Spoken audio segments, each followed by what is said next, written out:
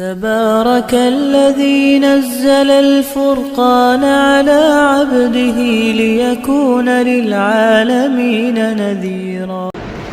الحمد لله نحمده ونستعينه ونستغفره ونؤمن به ونتوكل عليه ونعوذ بالله من شرور أنفسنا ومن سيئات أعمالنا ونعوذ بالله من شرور أنفسنا ومن سيئات أعمالنا ونعوذ بالله من شرور أنفسنا ومن سيئات أعمالنا من يهده الله فلا مضل له ومن يضلله فلا هادي له ونشهد أن لا إله إلا الله وحده لا شريك له ونشهد أن سيدنا ومولانا محمدا عبده ورسوله صلى الله عليه وعلى آله وأصحابه وبارك وسلم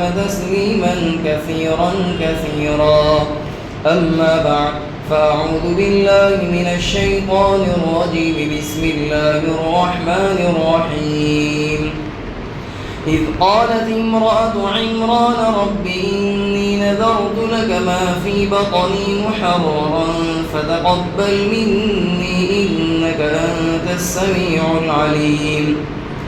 فلما وضعتها قالت رب إني وضعتها أنثى والله أعلم بما وضعت وليس الذكر كالأنثى وإني سميتها مريم وإني أعيذها بك وذريتها من الشيطان الرجيم. صدق الله العظيم. گزشتہ کچھ انبیاء علیہ السلام کا ذکر ہوا اور پھر اس کے بعد یہ بات بتلائی گئی تھی ذریتم بعضھا فوق بعض، یہ جتنے بھی انبیاء آئے یہ ان میں سے ہر ایک دوسرے کی اولاد تھی. گویا کہ یہ بات ثابت کرنا تھا کہ ہر ایک انسان تھے، نہ جنات میں سے تھے نہ فرشتے میں سے تھے. یہ سب کے سب انبیاء علیہ السلام حضرت آدم سے لے کر حضرت نبی علیہ السلام تک جتنے بھی انبیاء علیہ السلام آئے سب کے سب انسان تھے. اور جیسا کہ بتلایا کہ اس صورت کے اندر حضرت عیسیٰ علیہ السلام کو جو لوگ معبود ماننے والے، اللہ کا بیٹا ماننے والے ہیں، ان کی تردید کرنا ہے، نصارہ کی تردید ان کے عقیدے کی اور ان کی خرابیوں کو بیان کرنا ہے اور اصلاح کرنی ہے. اور اس ضمن میں یہ بات بھی بتلانی ہے کہ اگر یہ خرابی امت مسلمہ میں پائی جاتی ہے تو وہ اپنی اس خرابی کی اصلاح کریں. تو ذریتم بعضھا من بعض سے ایک بات تو یہ بتلا دی کہ ان میں سے جتنے بھی ہیں ہر ایک دوسرے کی اولاد ہیں. گویا کہ ہر ایک بشر ہے. تو حضرت عیسیٰ علیہ السلام یہ بھی بشر ہیں، انسان ہیں، یہ بھی بیٹے ہیں. کس کے؟ حضرت مریم کے. اور حضرت مریم یہ بیٹی ہے حضرت عمران کے. اسی طرح اوپر تک نسل جائے گی. تو جیسا کہ جیسا باپ ایسا بیٹا، تو یہاں پر حضرت عیسیٰ یہ بیٹے ہیں اور یہاں پر ان کی ماں ہے حضرت مریم ہے. تو یہ اللہ کے بیٹے کیسے ہو سکتے ہیں؟ تو گویا تردید ہو گئی کہ یہ اللہ کے بیٹے نہیں ہو سکتے. اور اسی طرح یہ جیسے معبود مانتے تو معبود بھی نہیں ہو سکتے. اور دوسری بات جو بتلائی تھی کہ دیکھیے جیسے ماں باپ ہوں گے ایسی اولاد ہوگی. ذریتم بعضھا فوق بعض، نبی نسل در نسل اسی طرح چلی آ رہے تھے. جیسے کہ حضرت ابراہیم علیہ السلام کی نسل کے اندر بہت سے انبیاء، بے شمار انبیاء پیدا ہوئے. اب ظاہر ہے جیسا باپ ہوگا، جیسی ماں ہوگی، ایسی اولاد ہوگی.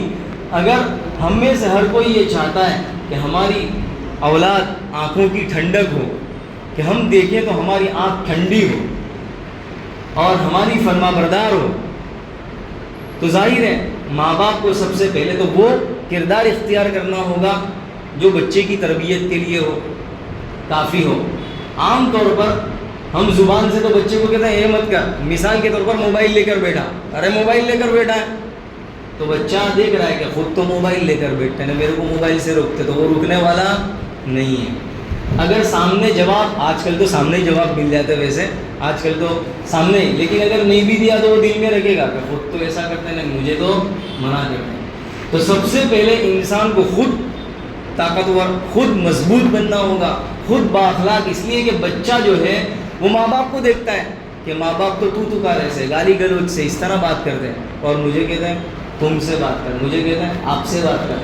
تو اس سے کہنے سے کام چلتا نہیں ہے، بلکہ بچہ دیکھتا ہے کہ باپ جو ہے وہ اپنے باپ سے تم ہم سے بات کرتا ہے، وہ اپنے باپ سے اچھی طرح بات کرتا ہے، اپنے باپ سے اچھی طرح پیش آتا ہے. تو اس کو کہنا نہیں پڑے گا کہ بیٹا ایسا کر، بلکہ وہ بیٹا خود دیکھ رہا ہے کہ میرا باپ کیا کر رہا ہے، تو وہ بیٹا باپ کو دیکھ کر خود اپنے باپ کے ساتھ یہی معاملہ اور یہی سلوک کرے گا. تو آج کل ہمیں زبان سے زیادہ خود اپنے آپ کو اگر بنا لیا تو بچہ جو شروع سے، ایسا نہیں ہے کہ 2 سال کا بچہ ہے تو وہ کیا سیکھے گا، بہت کچھ 2 سال کے اندر، کیا 1.5 سال 1 سال کے اندر وہ بچہ ماں باپ کو کوئی سیلیکٹ ہوتا ہے، تو ماں باپ کو دیکھ کر وہ بچہ ایسا ہی کرتا ہے، اور بچہ پھر ایسا ہی بنتا ہے اور دیکھتا ہے کہ ان کے اچھے اخلاق ہے تو خود ایسے ہی اس کے اندر یہ اچھے اخلاق پیوستہ ہو ہی جاتے ہیں. تو اگر انسان چاہتا ہے اور آدمی چاہتا ہے کہ میری اولاد میری آنکھوں کی ٹھنڈک بنے اور میں جب دیکھوں تو میرے دل کا چین اور سکون ہو، تو اس کے لیے سب سے پہلے کام یہی ضروری ہے کہ وہ اپنے آپ کو ایسا بنائیں، وہ اپنے آپ کو اللہ کا، اپنے والدین کا فرما بردار بنائیں، تو پھر اپنے آپ اس کی جو اولاد ہے وہ بھی ایسی ہو جائے گی. ذریۃ بعضھا فوق بعض. لیکن آج دیکھیں جیسا کہ آگے بھی آ رہا ہے، کچھ تفصیل آگے بھی آ جائے گی. آگے اگلی آیت کے اندر حضرت عیسیٰ علیہ السلام، حضرت مریم کی پیدائش کا ذکر ہے. سب سے پہلے حضرت مریم کی پیدائش آئے گی، پھر حضرت عیسیٰ کی پیدائش کا ذکر آئے گا، اور پھر پورے تفصیل سے احوال ذکر کیے ہیں. تیسرے پارے پورے آ رہے ہیں احوال کہ کس طرح پیدائش ہوئی، پھر کیا معاملہ ہوا، پورا تفصیل کے ساتھ اللہ نے اس کو ذکر کیا ہے. تو سب سے پہلے حضرت مریم کی پیدائش کا ذکر ہوا. اذ قالت امرأة عمران ربی انی نذرت لک ما فی بطنی محررا فتقبل منی. یاد کرو اس وقت کو جس وقت کے عمران کی بیوی نے یہ کہا، اے میرے پروردگار، میں نے منت مانی ہے، نظر مانی ہے تیرے لیے کہ میرے پیٹ میں جو کچھ بھی ہے میں نے اس بچے کو یا جو بچہ ہے اسے تیری عبادت کے لیے خالص کر دیا. یعنی اسے دنیاوی کام کاج کے لیے، دنیاوی مشاغل کے لیے استعمال نہیں کیا جائے گا، بلکہ دنیا سے بالکل فارغ کر کے صرف اور صرف تیری بیت المقدس کی خدمت کے لیے اور تیری عبادت کے لیے اسے وقف کر دوں گی. یہ منت مانی ہے. یہ نہ گویا کہ دنیا کام کاج کاروبار کوئی چیز نہیں، بالکل اسے فارغ کر کے پورا کے پورا تیرے حوالے کر دیا جائے گا اور تیرے عبادت کے لیے، خدمت کے لیے، بیت المقدس کی خدمت کے لیے وقف کر دیا جائے گا. چونکہ یہ حضرت عمران یہ خود بیت المقدس کے امام تھے، اور تو انہوں نے بھی یہی منت مانی کہ میں بھی اسے خدمت کے لیے وقف کر دوں گی. دیکھیں یہاں پر ایک بات جو یہاں پر قابل غور ہے کہ یہاں پر اللہ تعالیٰ نے حضرت عمران کی بیوی امرأۃ عمران کہا ہے. یہاں پر اللہ تعالیٰ براہ راست نام تو لے سکتا تھا نا، کیا نام لے سکتا تھا؟ حضرت عمران جو ہے وہ نیک آدمی تھے، نیک صالح، نبی تو نہیں تھے البتہ نیک صالح آدمی تھے اور امام بھی تھے بیت المقدس کے.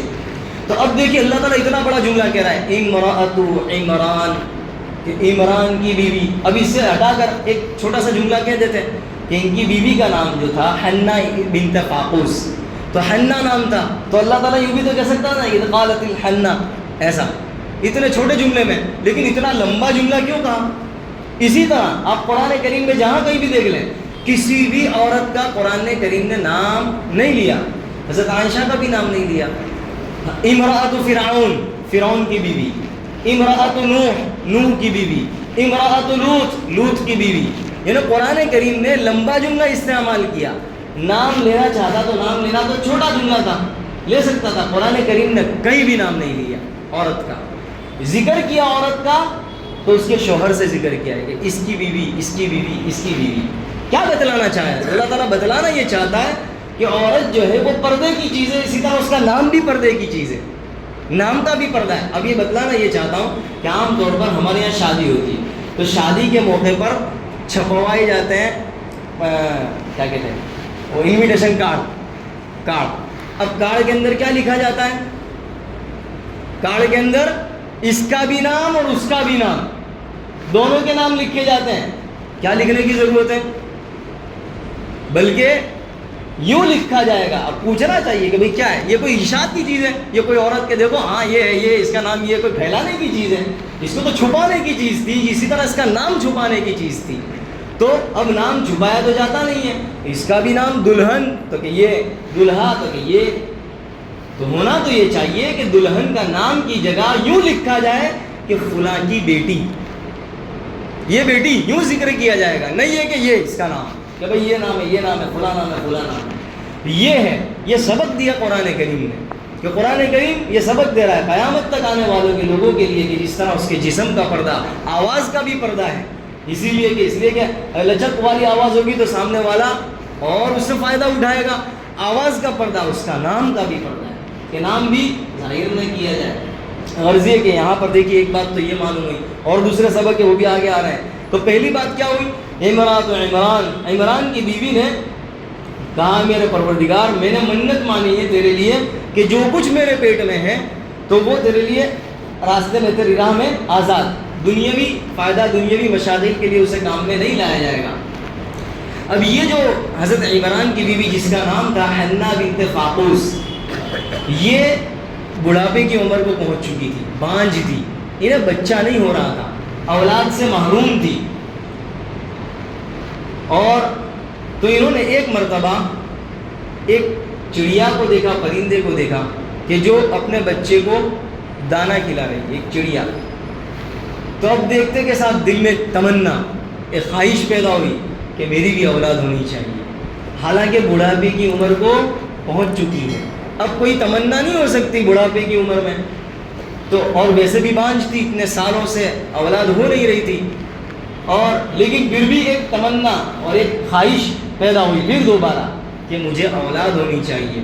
چنانچہ انہوں نے دل ہی دل کے اندر عاجزی انکساری سے اللہ تعالیٰ سے دعا کی کہ اللہ مجھے بھی اولاد عطا فرما, کہ میں اولاد سے محروم ہوں, تو مجھے اولاد عطا فرما. تو اللہ تعالیٰ نے ان کی دعا کو قبول فرما لیا, اور چنانچہ یہ حمل سے ٹھہر گئی. اب دیکھیے اللہ تعالیٰ کے لیے کوئی مشکل نہیں ہے. حضرت ابراہیم کا واقعہ بھی ہمارے سامنے ہے کہ ان کی بیوی بھی ایسی, تو ہمارے سامنے سارے واقعات ہیں. تو اللہ تبارک و تعالیٰ بتلانا ہی چاہتا ہے جو کچھ ہوتا ہے ہمارے کہنے سے اور کرنے سے ہوتا ہے, انسان کے کہنے اور کرنے سے کچھ ہوتا نہیں ہے. انسان جتنی بھی کوشش کر لے پورا اندھا ہو جاوے, لٹک جاوے, پیر نیچے اور پیر ادھر اور سر نیچے کر لے, تب بھی وہی ہوگا جو منظور خدا ہوگا. اس کے ارادے کے بغیر, مشیت کے بغیر کچھ نہیں ہو سکتا.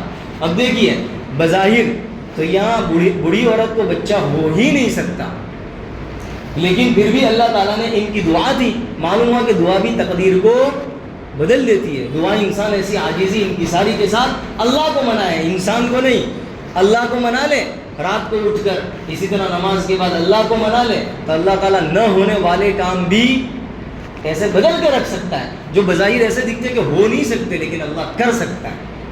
وہ تو اللہ تعالیٰ نے دیکھیں یہاں پر بھی ان کی دعا کو قبول فرما لیا. اب حمل سے ہو گئی, جب حمل سے ہوئی تو انہوں نے اسی وقت شکرانے کے طور پر یہ منت مانی, انی نذرت لک ما فی بطنی, کہ میرے پیٹ میں جو بچہ ہے میں جو کچھ بھی ہے منت مانتی ہوں کہ اسے وقف کر دوں گی. اب گویا اشارہ اس بات کی طرف تھا کہ میں بچہ چاہتی ہوں, لڑکا, اس طرف اشارہ تھا, کیونکہ اس زمانے کے اندر اس طرح وقف کیا جاتا تھا اور لڑکے کو وقف کیا جاتا تھا, لڑکی کو وقف نہیں کیا جاتا تھا. تو گویا کہ اس میں اشارہ کر دیا اس بات کی طرف کہ میں لڑکا چاہتی ہوں کہ میرا لڑکا پیدا ہو, تو چونکہ لڑکا پیدا ہوگا تو اسے وقف کیا جا سکے گا خدمت کے لیے اور عبادت کے لیے. تو یہ انہوں نے اس وقت منت مانی, محررا فتقبل منی, بس اے میرے پروردگار میری یہ جو تمنا ہے, میری یہ جو ارادہ ہے اور خواہش ہے, اسے تو قبول فرما. فتقبل منی انک انت السمیع العلیم, بے شک تو میری بات کو خوب سننے والا ہے, اور میری دل کی جو نیت ہے اور جو اخلاص ہے اس اخلاص کو بھی تو خوب جاننے والا ہے کہ میں کس نیت سے. اس لیے کہ انسان بظاہر کتنی مرتبہ زبان سے کہتا ہے نا میں تو ایسا ہوں, میں تو یوں کروں گا اور میں تو یوں کروں گا, لیکن اس کے دل میں سب ہوتا ہے کہ آنے کے بعد پھر دیکھی جائے گی. ابھی تو کہہ دو, ابھی سامنے ہے تو ایسا کہہ دو کہ ٹینشن نہ لے, بنداس, میں تیرے پیچھے ہی ہوں, لیکن اس کو خبر ہوتی کہ تیرے پیچھے تو ہوں, باقی بات میں دیکھ لیں گے. ابھی تو کر لیں, یہ کام کر لے, میرا کام نمٹ جائے گا, پھر دیکھ لیں گے.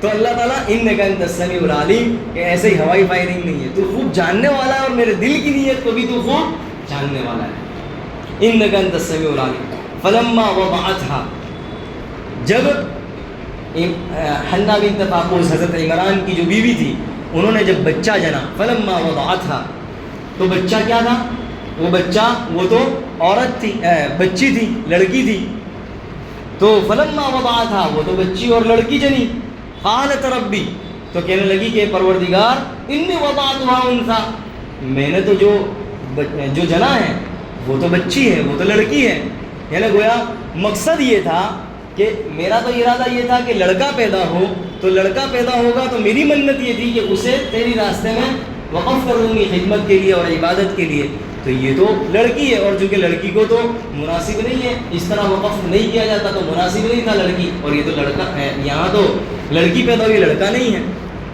انی وضعتها انثى اب یہ آگے اللہ کا جملہ ہے اللہ تعالیٰ فرما رہا ہے واللہ اعلم بما وضع اللہ تعالیٰ خوب جانتا ہے کہ اس نے کیا جنا ہے ولیس الذکر کالانثی اور یہ بیٹا ایسا نہ ہو جیسی یہ بیٹی مطلب یہ ہے اللہ تعالیٰ بتلانا یہ چاہتا ہے اسے کیا پتا کہ اس نے کیا جنا ہے اس نے جو جنا ہے اللہ تعالیٰ اسے خوب جانتا ہے کہ اس نے کیا جنا ہے اور اسی طرح یہ جس لڑکے کو چاہ رہی ہے کہ ان کی تمنا تھی کہ لڑکا پیدا ہو تو یہ جو چاہ رہی ہے اور اس کی طلب یہ ہے کہ لڑکا پیدا ہو تو اسے کیا پتا کہ یہ لڑکا ایسا نہیں ہے جو یہ لڑکی ہے یعنی یہ لڑکا اس لڑکی کو کہاں پہنچ سکتا ہے مطلب یہ ہے تو اللہ تعالیٰ نے اس سے بھی اچھی چیز اسے عنایت فرمائی معلوم یہ ہوا انسان کبھی چاہتا ہے کہ مجھے یہ ملے اور ملتا کچھ اور ہے انسان چاہتا ہے کہ مجھے مثال کے طور پہ فلاں بنگلہ ملے لیکن بہت کوشش کرتا ہے وہ کینسل ہو جاتا ہے یعنی ہوتا مان لو کہ 75% ہاں ہے یا 80% 90% ہاں ہے لیکن پھر کایا ایسی پلٹتی ہے یا کوئی ٹانگ جس کو کہتا ہے نا ٹانگ مار دی تو پھر پورا جو پلان تھا پھیل ہو جاتا ہے تو انسان کہتا ہے سارا یوں اور توں انسان کو یہ گمان میں رکھ لینا چاہیے کہ یہ جو کچھ بھی ہوا یہ اللہ کی طرف سے ہوا اور اللہ کے ارادے کے بغیر کچھ نہیں ہوتا ہو سکتا ہے کہ اس میں میرے لیے شر ہو اور برائی ہو اللہ چاہتا ہے کہ اس سے اچھا تجھے دے تو انسان کو چاہیے دیکھیے یہاں پر تمنا تو تھی بچہ اور تمنا یہ تھی کہ لڑکا ہو اللہ نے ایک دعا تو پوری کی کہ بچہ دے دیا لیکن ایک جو دوسری تمنا تھی کہ لڑکا ہو لڑکا نہیں دیا لڑکی دی چونکہ لڑکی اس لیے دی کہ اس میں بھلائی تھی یہ بذات خود بابرکت تھی اور اس کے پیٹ سے جو بچہ پیدا ہونے والا تھا عظیم الشان وقت کا نبی ہونے والا تھا تو لڑکے کے اندر تو یہ چیز ہو نہیں سکتی تھی معلوم ہوا کہ اللہ تعالیٰ جو دعا انسان کی جو ہم جیسے کہ معلوم ہوا کہ دعا کرتے ہیں اور دعا قبول ہوتی نہیں ہے یاد رکھنا چاہیے وہ دعا رد نہیں کی ہوتی اس دعا اللہ تعالیٰ کے یہاں پینڈنگ میں رہتی ہے وہ قبول تو ہو ہی جاتی ہے اگر مناسب ہوتا ہے تو مل جاتی ہے نہیں ہوتا تو گناہ معاف ہوتا ہے نہیں ہوتا تو مصیبت جو ہوتی ہے وہ آنے والی وہ ٹل جاتی ہے کچھ نہ کچھ تو یعنی اللہ کے یہاں قبول تو ہو ہی جاتی ہے تو اللہ تبارک و تعالیٰ نے یہاں پر اس یہ جو بچی تھی تو اللہ تعالیٰ کا یہاں جملہ ہے واللہ اعلم بما وضعت یہ کیا جانا ہے کہ اس نے کیا جانا ہے ابھی اسے پتہ نہیں چلے گا آگے چل کے پتہ چلے گا جیسے کہ ہمارے ساتھ بھی ایسا ہوتا ہے نا بہت اچھا ہوا یہ نہیں ہوا اچھا ہوا میں نے یہ لے نہیں لیا نہیں تو پھنس جاتا مارکیٹ گر جاتا تو پورا ہی سو جاتا ایسا ہوتا ہے نا جو سستے میں ملتی تھی چیز لے لینے کی تھی یہ لے لو ایسے یار آگے پیچھے ہو رہا ہوں لے لوں لیکن کچھ ایسا حالات تو نہیں لے سکتا پھر 2 سال بعد 3 سال بعد بہت اچھا ہوا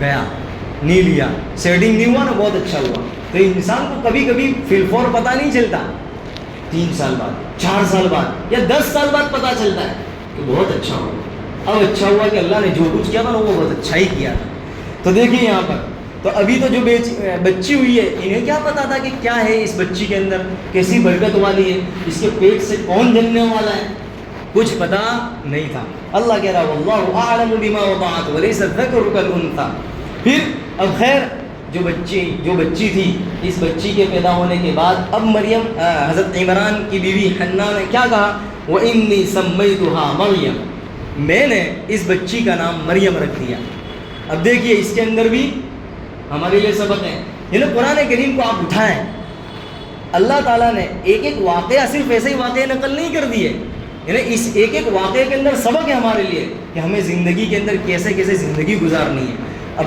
ہر ایک کے یہاں بچے پیدا ہوتے ہیں، ہر ایک کے یہاں نام رکھے جاتے ہیں، تو کیسے بچے کا نام رکھا جائے، کیا کیا جائے؟ دیکھیے یہاں پر وَإِنِّي سَمَّيْتُهَا مَرْيَمَ، نام کس نے رکھا؟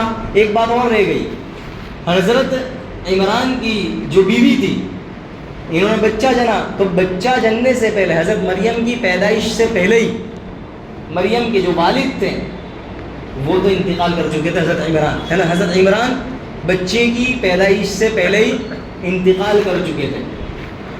تو اب وَإِنِّي سَمَّيْتُهَا مَرْيَمَ، تو اب کفالت اور سرپرستی ماں کی ذمہ آئی، ماں سرپرست تھی اس بچی کی، تو اس ماں نے پیدا ہوتے کے ساتھ نام رکھ لیا کیا؟ مریم، کہ میں نے اس کا نام مریم رکھا۔ مریم کا مطلب بعض کہتے ہیں عابدہ، عبادت گزار، عبادت کرنے والی، اور بعضوں نے رکھا ہے نام خادمہ، خدمت گزار، خدمت کرنے والی۔ تو یہ گویا کہ نیک فال لی کہ بچی جو ہے وہ میری ایسی آوارہ گردی کرنے والی یا ایسی نہ ہو، بلکہ عبادت گزار، عابدہ ہو، اچھی ہو، چونکہ نام جیسا رکھا جائے گا اس کے اثرات پڑیں گے۔ اسی سے معلوم ہوا کہ ہم نام رکھیں کیسے، اچھے نام رکھیں کہ جس نام کے بچے پر اثرات پڑیں، مرتب ہوں۔ اب ظاہر ہے آج ہم دیکھیں بچی کا نام یا بچے کا نام بتاؤ نا، نام 10 نام، یہ نہیں، دوسرے بھیجو، لے بھائی لے پوری کتاب، اب پوری کتاب دے دو اور نام، یعنی پوری گنگا بہا دو۔ ایسا نام چاہیے کہ کوئی جانور کا بھی نہ ہو نا، ایسا ہی ہٹ کے، اب ہٹ کے پتہ نہیں اس کا مطلب بھی کیسا ہو۔ اب جب ہٹ کے نام رکھے گا تو بچہ بھی پھر ہٹ کے ہی ہوگا، یہ کہے گا پانی لا دو، وہ لے کے آئے گا کچھ دوسرا کیروسین، لے بھائی ہٹ کے، کہ کیسا ہٹ کے بچہ ہے کہ پانی منگواتا ہے تو بجائے پانی کے کیروسین لے کے آتا ہے، بیٹا یہ کر کے آتا، بیٹا وہ کر کے آتا ہے، بنی اسرائیل کی طرح۔ اللہ کہہ رہا ہے کہ ہتا کے کر جاؤ تو یہ ہنتا کے کر جاتا ہے، تو یہ ہٹ کے بچہ پیدا ہوا، لو ہٹ کے۔ تو انسان کو چاہیے کہ ایسے نام رکھیں جو صحابہ کے ہوں، جو تابعین کے ہوں، نیک لوگوں کے ہوں، تو ان کے اثرات اس میں آئیں، تو پھر بچہ ایسا ہی اچھا ہی رہے۔ غرض یہ کہ یہاں پر کیا بات آئی؟ مریم، اچھا نام رکھا۔ دوسرا کیا سبق ہے کہ ہونا تو یہ چاہیے، بہتر یہ ہے کہ بچہ جیسے پیدا ہو ایسے نام رکھ لیا جائے، ایسے ہی نام رکھ لیا جائے۔ اور جیسے کہ ابن کثیر رحمۃ اللہ علیہ بھی فرماتا ہے، یہ بھی ہو سکتا ہے کہ 7ویں دن یا پھر اس کے 14ویں دن، 7 میں یا 21ویں دن نام رکھیں بچے کا، یہ بھی ہو سکتا ہے، یہ بھی درست ہے۔ بچے کا نام 7ویں دن رکھا جائے، بال مونڈے جائیں، عقیقہ کیا جائے، تو یہ سب 7ویں دن۔ لیکن نام کی جہاں تک بات ہے تو بہتر تو یہ ہے کہ پیدا ہونے کے ساتھ پہلے آپ سبم کے لیے دیکھ لیں، آپ تو پیدا ابھی نہیں ہوئے، اس سے پہلے اللہ نے کیا نام رکھ لیا؟ خود قرآن کریم میں اس کا ذکر ہے، احمد، خود قرآن کریم میں ہے نا ذکر ہے، 29ویں پارے میں،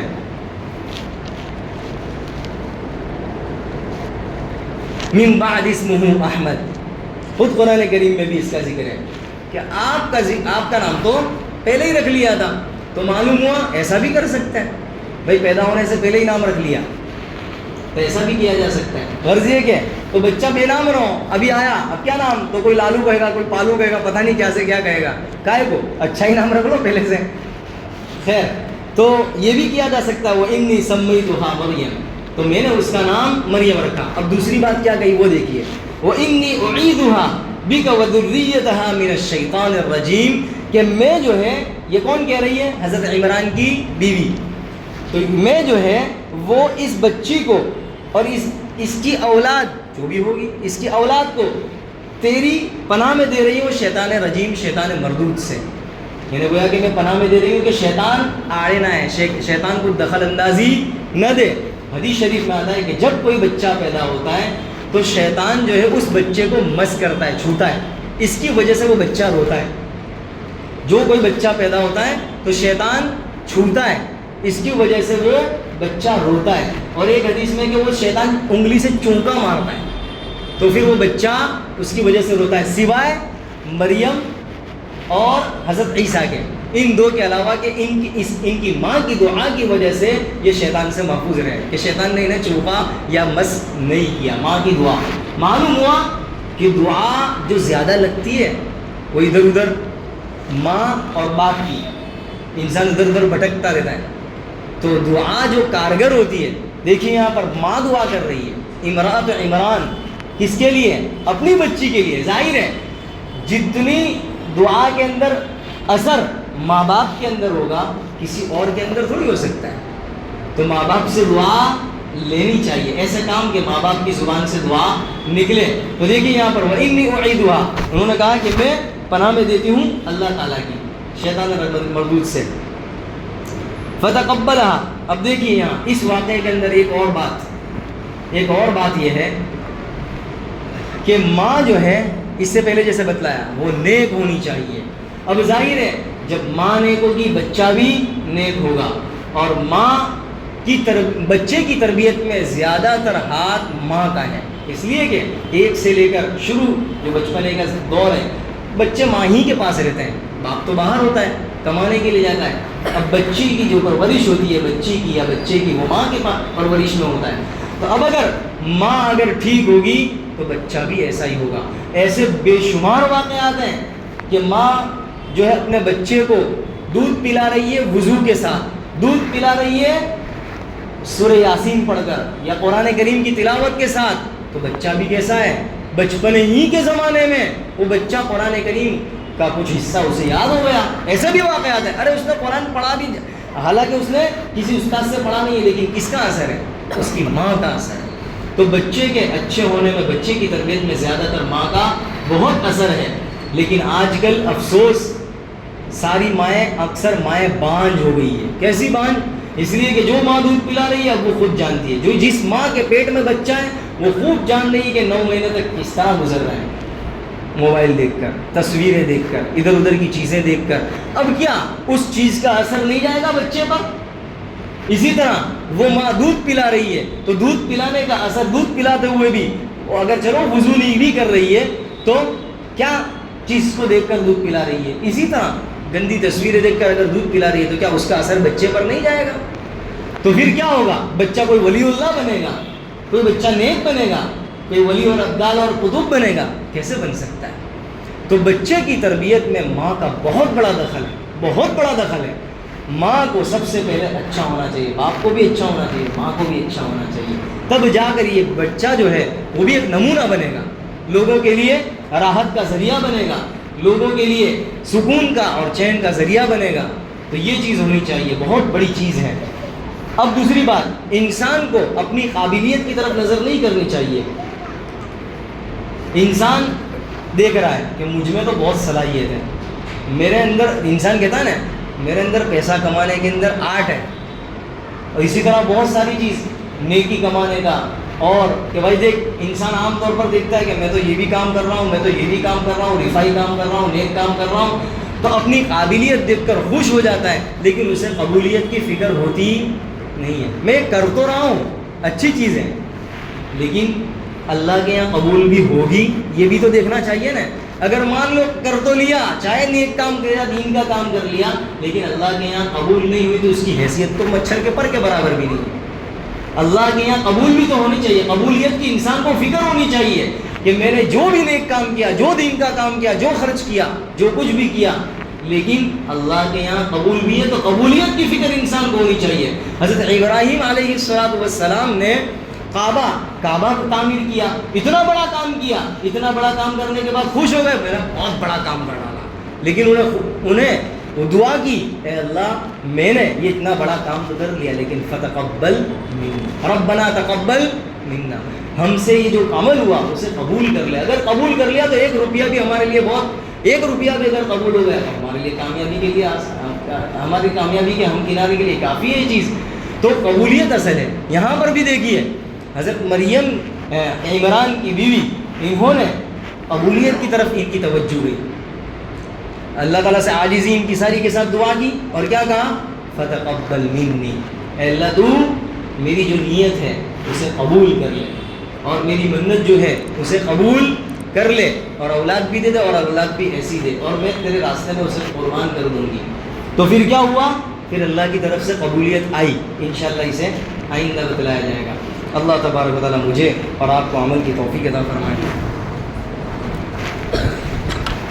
سبحانك اللهم وبحمدك وتبارك اسمك وتعالى جدك ولا إله غيرك لا الہ الا اللہ الحلیم الکریم سبحان اللہ رب العرش العظیم اسألک موجبات رحمتک وعزائم مغفرتک والغنیمۃ من کل بر والسلامۃ من کل اثم لا تدع لنا ذنبا الا غفرته ولا هما الا فرجته ولا كربا الا نفسته ولا ضرا الا كشفته ولا حاجة هي لك رضا إلا قضيتها ويسرتها يا أرحم الراحمين وصلی اللہ علی النبی کریم. اے اللہ ہمارے گناہوں کو معاف فرما، خطاؤں سے درگزر فرما.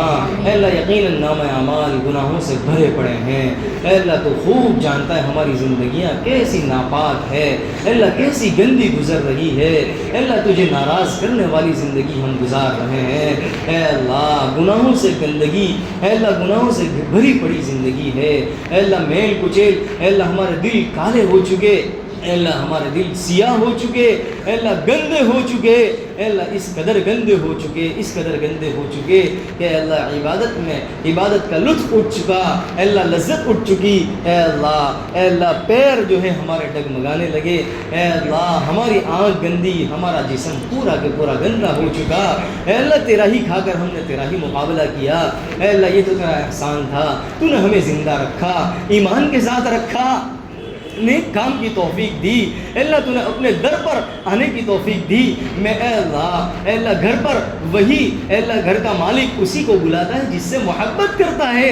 اے اللہ جو اس کا دوست ہوتا ہے اسی کو بلاتا ہے. اے اللہ یہ تیرا مسجد تیرا گھر ہے، تو نے ہمیں بلایا. ہم اس لائق بھی نہیں تھے، ہم تو گندے اور ناپاک تھے، ہماری تو زبان بھی ناپاک، ہمارے تو ہاتھ پیر یہ سب گندے. لیکن اے اللہ تو نے ہمیں اس مسجد میں اپنے گھر میں تو نے بلایا.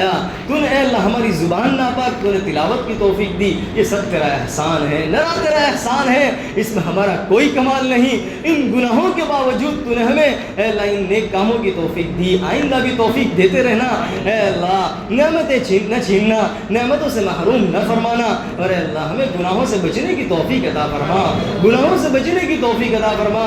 اپنا قرب عطا فرما، اپنا قرب عطا فرما، اپنا تعلق نصیب فرما. اے اللہ اپنا تعلق نصیب فرما. اے اللہ ہمیں تجھ ہی کو منانے والا بنا، تجھ ہی سے مانگنے والا بنا، تجھ ہی سے امید قائم کرنے والا بنا. اے اللہ دنیا والوں سے امید قائم کرنے والا نہ بنا. اے اللہ دنیا والے تو بڑے خود غرض ہیں، بڑے خود غرض ہیں، تو بے غرض خدا ہے. اے اللہ بے غرض خدا ہے، سال ہر سال سے کھلاتا پلاتا چلا آ رہا ہے. اے اللہ اتنی نافرمانی کے باوجود اے ذا بے غرض خدا کہ اے اللہ سال ہر سال سے تیری نافرمانی کرتے چلے آ رہے ہیں، پھر بھی تو ہمیں نبھاتا چلا آ رہا ہے. اے اللہ کھلاتے چلا آ رہا ہے، تو نے ہمیں کبھی بھوکا نہیں سلایا. اے اللہ بے شمار نعمت دی ہے، بے شمار. اے اللہ اتنی نعمتیں عطا فرمائی جس کو ہم نہیں شمار کر سکتے. اے اللہ ہمیں تجھے تیرے سامنے جھکنے والا بنا، تیری ماننے والا بنا، تیرا مطیع اور فرما بردار بنا. اے اللہ ہماری پریشانیوں کو دور فرما. اے اللہ جو ضرورت ہے ہم اپنے خزانے غیب سے پورا فرما، ہمیں کسی کا محتاج اور دستنگر نہ بنا. اے اللہ ہمارے قرضوں کی اے اللہ قرضوں کی ادائیگی کی شکلیں پیدا فرما. اے اللہ جو کوئی مقروض ہیں ان اس کے قرضوں کی ادائیگی کی شکلیں پیدا فرما. جو بیمار ہیں انہیں شفا عاجلہ دائمہ مستمر اور نصیب فرما. اے اللہ جو جس لائن سے پریشان ہے اس کی پریشانیوں کو دور فرما، اس کی پریشانیوں کو دور فرما. اے اللہ یہاں موجود تیرے بندوں میں سے جس کی جو نیک جائز اور مرادیں ہیں جس کو تو خوب جانتا ہے، اے اللہ اپنے خزانے غیب سے پورا فرما دے، اپنے خزانے غیب سے پورا فرما. اے اللہ تیرے دربار کی حاضری نصیب فرما. اے اللہ کعبۃ اللہ کی حاضری بار بار کی حاضری نصیب فرما.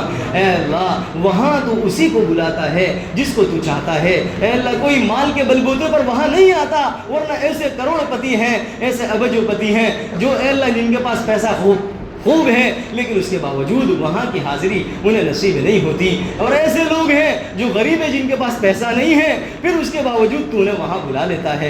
اے اللہ وہاں پیسے کے بلبوتے پر کوئی حاضر نہیں ہوتا. اے اللہ ہم بھی تجھ سے مانگتے ہیں وہاں کی بار بار کی حاضری نصیب فرما، وہاں کی بار بار کی حاضری نصیب فرما. اے اللہ جو کچھ مانگا عطا فرما، جو مانگنے سے رہی آپ نے شان عطا فرما. ربنا تقبل منا انك انت السميع العليم وتب علينا انك انت التواب الرحيم. وصلى الله على النبي الكريم. سبحان ربك رب العزة عما يصفون وسلام على المرسلين والحمد لله رب العالمين برحمتك يا أرحم الراحمين.